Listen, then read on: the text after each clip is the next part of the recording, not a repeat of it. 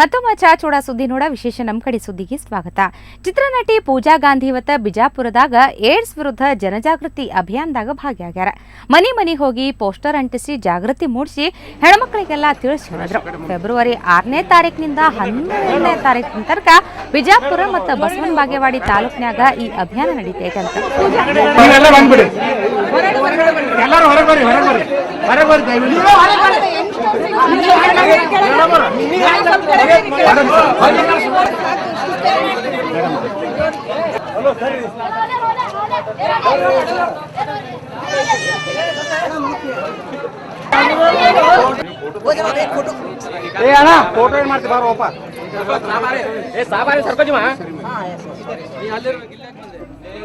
ಇದ್ರ ಬಗ್ಗೆ ಮತ್ತಷ್ಟು ಮಾಹಿತಿ ತಿಳ್ಕೊಳ್ಳೋಣ. ನಮ್ಮ ಪ್ರತಿನಿಧಿ ರಾಜು ಪಾಟೀಲ್ ನಮ್ಮ ಜೊತೆ ಈಗ ದೂರವಾಣಿ ಸಂಪರ್ಕದಾಗ ಅದಾರ. ರಾಜು ಪಾಟೀಲ್, ಪೂಜಾ ಗಾಂಧಿ ಬಂದಿದ್ದೆ ಬಿಜಾಪುರ ಮಂದಿಗೆ ಹೆಚ್ಚು ಹಿಗ್ಗಾಗಿರ್ಬೇಕು, ಹೆಂಗ ಏನಂತಾರ ಪೂಜಾ ಗಾಂಧಿ?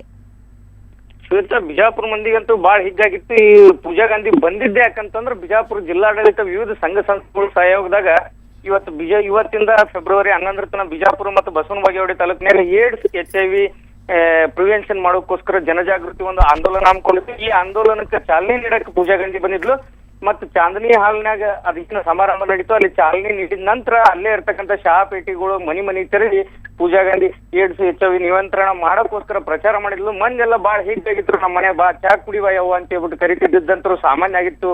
ಸ್ವತಃ ಇದೇ ಸಂದರ್ಭದಾಗ ಮಾತಾಡಿದಂತ ಪೂಜಾ ಗಾಂಧಿ ಏನಂದ್ಲ ಅಂದ್ರೆ HIV ಏಡ್ಸ್ ಏನು ದೊಡ್ಡ ಮಾರಕ ರೋಗ ಅಲ್ಲ, ಅವರು ಸಹ ನಿಮ್ಮಂತ ಬದುಕಬಲ್ರು, ಅವ್ರಿಗೆ ನಾವು ಪೌಷ್ಟಿಕ ಆಹಾರ ದೊರೆತ್ರ ಅವರು ಸಹ ನಿಮ್ಮಂಗ್ 100 ವರ್ಷ ಬದುಕಬಲ್ರು, ಅವ್ರಿಗೆ ಮಾನಸಿಕ ಸ್ಥೈರ್ಯ ನೀಡೋದು ಅಷ್ಟೇ ನಮ್ಮ ಅವಶ್ಯಕತೆ ಐತಿ. ಸಮಾಜ ಅವ್ರನ್ನ ಭೇದ ಭಾವ ಮಾಡ್ಲಾರ್ದಂಗೆ ಕಾಣಬೇಕಾಗೈತಿ, ಅದು ನಮ್ಮ ಮನೆಯಿಂದನೇ ಪ್ರಾರಂಭ ಆಗ್ಬೇಕು ಮೊದಲದ್ದು ಅಂತ ಹೇಳ್ಬಿಟ್ಟು ಪೂಜಾ ಗಾಂಧಿ ಮಾತಾಡಿದ್ಲು. ಶ್ವೇತಾ, ರಾಜು ಇನ್ನ ಎಲ್ಲೆಲ್ಲಿ ಹೋಗ್ತಾರಂತ ಪೂಜಾ ಗಾಂಧಿ?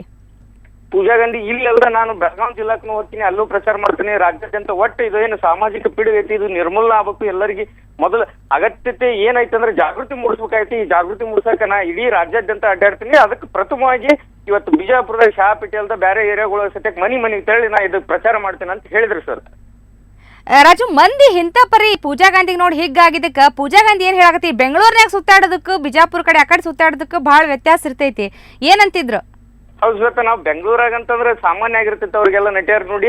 ಆದ್ರೆ ಬಿಜಾಪುರದ ಮಂದಿ ಬಹಳ ಪ್ರೀತಿ ತೋರಿಸಿದ್ರು. ಮನೆಗೆ ತೆರಳಿ ನೋಡಿದಾಗ ಅವರೆಲ್ಲ ತಮ್ಮ ಮನೆ ಮಗಳಂಗೆ ನನಗೆ ಮನ್ಯಾಗ ಕರೆದು ಚಹಾ ಕುಡಿಬಾ ಅಂತ ಹೇಳ್ಬಿಟ್ಟು ಕರೆಯಕತ್ತಿದ್ ನೋಡಿದ್ರೆ ಬಹಳ ಖುಷಿ ಆಯ್ತು. ಬಿಜಾಪುರಕ್ಕೆ ನಾನು ಮತ್ತೆ ಬರ್ತೀನಿ ಅಂತ ಹೇಳ್ಬಿಟ್ಟು ಹೇಳಿದ್ಲು ಶ್ವೇತಾ. ಧನ್ಯವಾದ ರಾಜು ಎಲ್ಲ ಮಾಹಿತಿ. ಐತಿಹಾಸಿಕ ನಗರಿ ಬಿಜಾಪುರದಾಗ ಈದ್ ಮಿಲಾದ ಜೋರಾಗೆ ನಡೆದೈತಿ. ಅದ ಹೊತ್ನ್ಯಾಗ ಅಲ್ಲಿರೋ ಅಸಾರ್ ಮಹಲ್ನ್ಯಾಗ ಹಬ್ಬದ ಆಚರಣೆ ಬಹಳ ಸ್ಪೆಷಲ್ ಆಗಿರ್ತೈತಿ ನೋಡ್ರಿ. ಅಲ್ಲಿನ ಸ್ಪೆಷಾಲಿಟಿ ಏನಂತ ನೀವು ನೋಡ್ರಿ.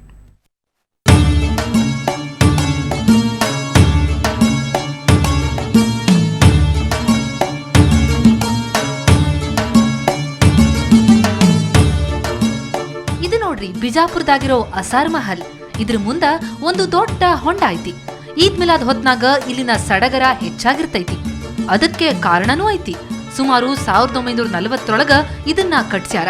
ಆಗ ಇದಕ್ಕ ದಾದ್ ಮಹಲ್ ಅನ್ನೋ ಹೆಸರಿತ್ತು.